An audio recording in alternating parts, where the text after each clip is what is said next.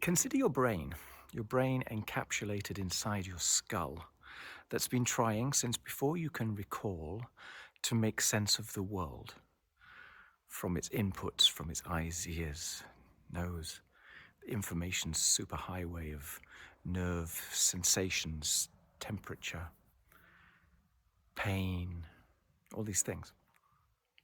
It's been trying to make sense of the world.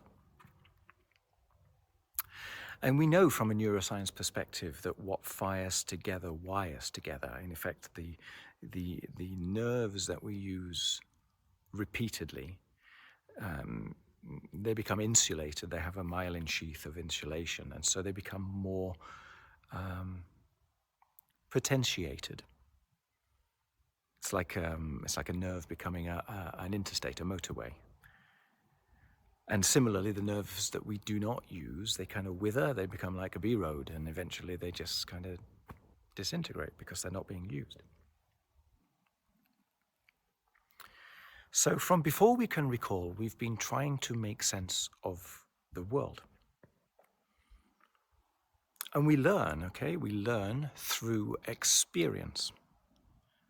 And it's very rare that we learn from the average experiences. We tend to learn from the extreme events at either end of the bell curve, okay? So we learn these at a very, very early age. And then every event that we come across subsequently that feels a little bit like that earlier event, we see in the reflected light of that earlier event, and we evaluate ourselves accordingly.